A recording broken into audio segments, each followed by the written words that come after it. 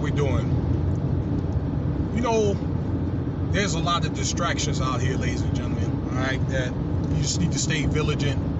I mean, it's cool to be aware of them, but don't let them get to you too tough, all right, and focus on what you have to do every day and the Most High and so forth.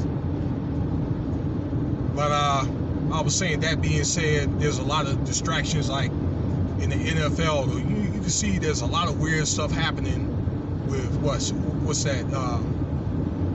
A lot of these players, are your favorite players, are being hurt, and there's COVID testing and so forth. All right, Aaron Rodgers, and man, we had a couple of Raiders that done got in trouble. In this trade deadline, it was a disaster. Okay, where they make a real big deal out of it. All right, I haven't never seen to where the news, sports news, really make a big deal out of it. Stuff like that, as well as the NBA. All right, all these fights are breaking out. Okay, like the whole teams or whatever are fighting. Benches are they emptying benches and so forth. Okay, all to keep you distracted. You know, so then the teams in the NFL that's supposed to been winning, now all of a sudden they getting blown out or whatever. Okay, and the teams are losing or winning. All right, and I figure that for me, yeah, it's entertaining.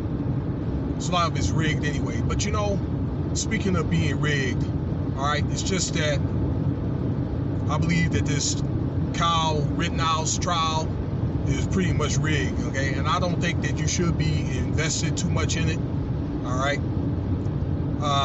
Just so you know, a little bit recap about Mr. Rittenhouse. He's 18 years old, come out to Kenosha, Wisconsin from Illinois, all right, for Jacob Blake, all right, for that protest out there last year, about a year ago, for that young man that was killed by the police, okay? This dude comes out there and gets into it. There's some guy had shot a gunshot in the air, all right? Then chaos breaks out, and this Rittenhouse guy, all right, shot this Rosenbaum guy up, okay? Shot another guy in the chest, straight in the chest or whatever, and blew him away. And now they're going to trial, all right? And many of his assault charges, okay, homicide charges, a couple of those are being dismissed. The gun charge has been dismissed, and the gun charge for a minor has been dismissed, okay? And again, I just think this all rigged anyway, okay? I believe this. I believe during that protest, that boy was sent out there, okay, because part of the protests were these riots, which were allegedly orchestrated, okay, anyway. And I think that part of the riot was this boy was going to be sent out there with that AR rifle, AR-15. It's kind of like, it looks like an M16, okay, which the guy that supplied him that rifle was arrested, okay? Came out there. There was another young man, I didn't get the name. It was like one of those long last names that start with a Z, had incited a riot, okay, with protesters.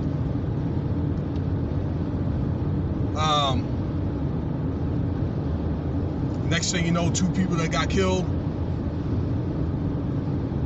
And I believe that, again, this is was an agenda with this trial and so forth. And the guy made bail, and he's probably going to end up, I'm thinking, doing a little time, 2 or 3 years to get out. That's if he does some time at all. Okay? And I'm pretty sure those families got severance. All right, but I just think that this is all one package deal.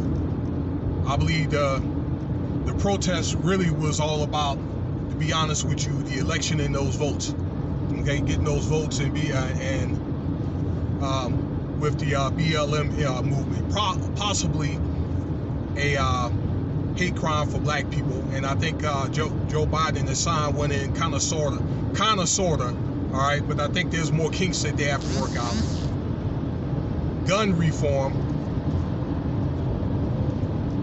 with the AR-15. I believe that the reason why he got, this is Kyle Rittenhouse, got the gun charge dismissed was partially because of the government could not ban AR-15, okay?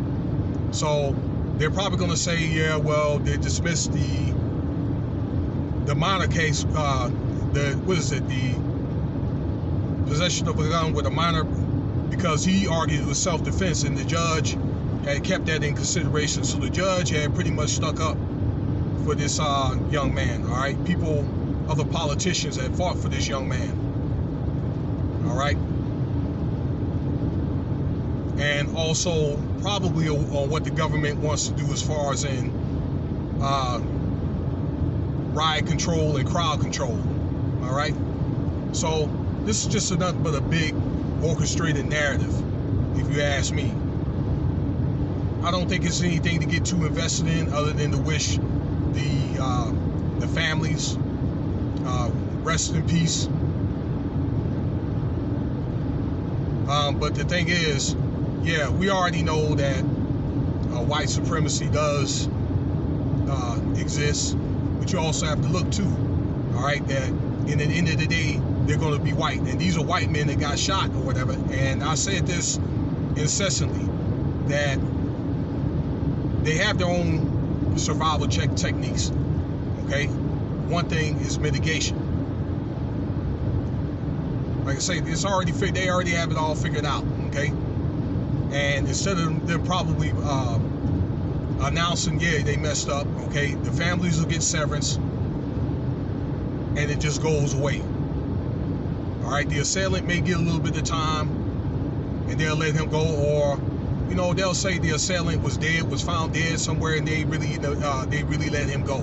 I think that's what happened with Brian Laundrie. You know that? So it's nothing. This case is nothing really to get too invested in. Yeah, we already know it's unfair and so forth. Okay, I just think in the end of the day that every community, not just the black community, but every community, we need to police ourselves and police our communities and account for certain things or whatever, okay? What we do, and we just keep it pushing. And that's just my take on this case here, all right? I'm not really surprised for the outcome, which will be, later this week, as they're doing the closing arguments. But let me know what you think about this video here. Thanks for listening, y'all.